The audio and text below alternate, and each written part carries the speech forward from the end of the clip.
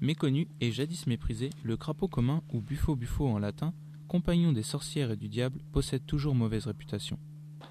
Au mois de mars, il entreprend une migration de la forêt, son site d'hivernage, vers l'étang où il va se reproduire. Le parc naturel régional de la Haute-Vallée de Chevreuse, comme tous les parcs naturels régionaux de France, qui sont au nombre de 44 aujourd'hui, est un territoire à dominante rurale qui se dote d'un projet de développement durable. Il est composé d'un certain nombre de communes qui sont au nombre de 21 sur le territoire du parc de la Haute-Vallée de Chevreuse. Donc c'est ce qui fait un petit peu l'originalité, on va dire, des parcs naturels régionaux par rapport aux autres espaces naturels protégés, c'est que ce sont des territoires habités. Donc l'homme a sa place au sein des parcs naturels régionaux. Et le principe est de faire en sorte de trouver une harmonie, un équilibre entre l'homme et la nature.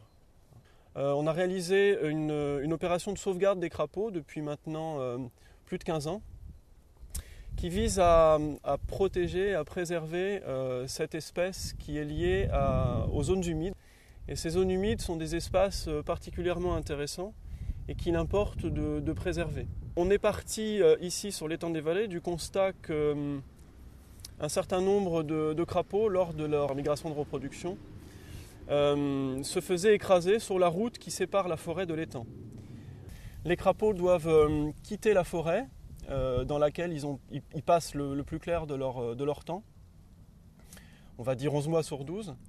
Donc ils doivent quitter la forêt et rejoindre l'étang pour s'y accoupler et y pondre.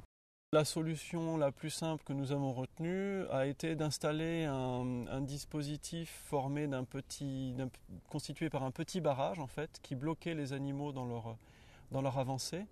Les crapauds butent sur le barrage, partent à droite ou à gauche et tombent dans des seaux qui sont enterrés donc, et affleurants.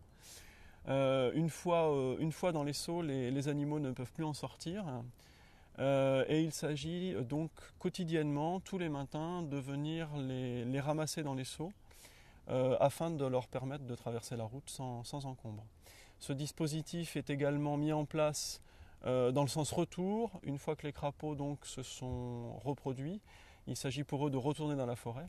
Et donc les barrières sont installées donc, en amont et en aval de la route, dans le sens donc aller pour la migration et retour. Et le ramassage est quotidien. Nous nous appuyons pour ce ramassage sur le réseau associatif qui est présent dans la région. Donc différentes associations locales, des individuels également qui viennent ramasser donc, quotidiennement les animaux. Ça impose une organisation quand même assez serrée. Mais de cette manière, on contribue un petit peu à mobiliser les gens, à les informer aussi sur la protection de l'environnement. Depuis 1994, nous avons des chiffres donc, relatifs à l'effectif de la population qui nous a permis de constater en fait, une fluctuation assez importante dans ces effectifs.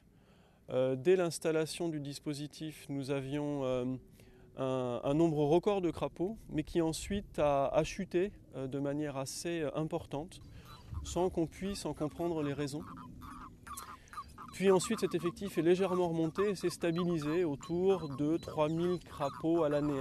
Et tous ces amphibiens sont des espèces protégées par la loi.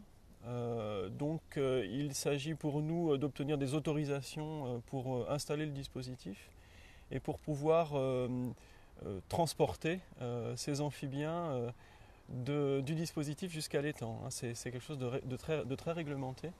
On n'aurait pas le droit de déplacer ces animaux, de les manipuler si nous n'avions pas d'autorisation. Cet animal craintif ne se déplace que de nuit, pour échapper aux prédateurs et pour bénéficier de l'humidité nocturne. On peut noter sa large aire de répartition au sein des écosystèmes stables, ainsi qu'un régime alimentaire varié constitué de nombreux insectes et arachnides. Une de ses particularités est que les œufs et les têtards sont protégés par des sécrétions répulsives contre les prédateurs. Il est alors aisé de comprendre que la diminution d'une population de crapauds influe sur toute la chaîne alimentaire, c'est-à-dire aussi bien sur les prédateurs que les proies. Mais dans notre cas, c'est la route qui va perturber le cycle biologique de l'étang en empêchant la migration de reproduction des crapauds. Un déséquilibre s'est donc créé dans l'écosystème.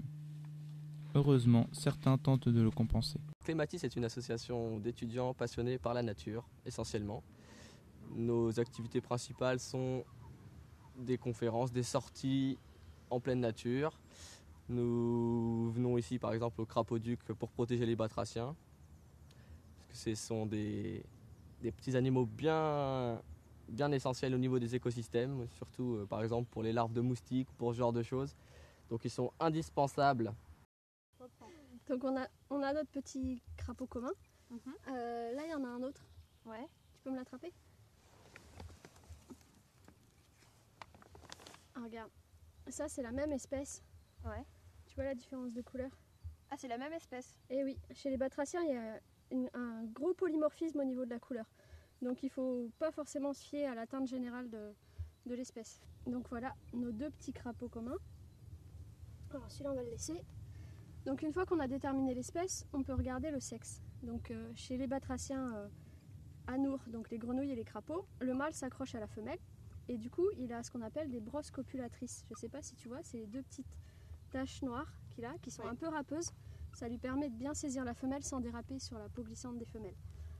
Donc ça c'est un indice. Et puis quand on a des femelles à l'allée, donc quand elles vont vers l'étang pour se reproduire, elles sont pleines d'œufs sur les côtés. Il y a un bon indice aussi pour reconnaître les femelles, dans le sens où elles vont vers l'étang, c'est qu'il y a un mâle dessus. Eh oui. Donc là on voit bien que le mâle justement, ses brosses lui servent à s'accrocher sous la femelle. Alors chez le crapaud commun, il s'accroche derrière les bras. Il y en a qui s'accrochent plus loin. Donc les femelles, elles n'ont pas de brosse copulatrice aux doigts. Donc tous les petits doigts sont pareils, clairs. Elles sont généralement plus grosses que les mâles aussi. Donc là on voit bien avec le mâle dessus. Alors là on a une posture qu'on appelle l'amplexus. Donc c'est quand le mâle a agrippé la femelle. Alors ils peuvent se rencontrer sur le chemin en allant au bois. C'est pour ça qu'on les a trouvés ensemble dans le seau. Ils peuvent se trouver dans les seaux aussi. Et puis ils peuvent se trouver dans la mare. Mais en général les femelles ne sont pas toutes seules quand elles arrivent sur la mare. Parce qu'il y a beaucoup plus de mâles que de femelles en proportion. Donc ils vont former des couples comme ça. Et des fois il y a d'autres mâles qui vont se raccrocher dessus pour essayer de féconder la femelle. Mais là on voit bien que c'est seul le mâle qui est accroché à la femelle pourra féconder les œufs parce que les cloaques sont superposés. Donc quand la femelle va pondre, le mâle va déverser directement la semence sur les œufs et ça va les féconder au fur et à mesure. D'accord. Bon, on va les laisser s'accoupler dans l'eau maintenant. Ouais.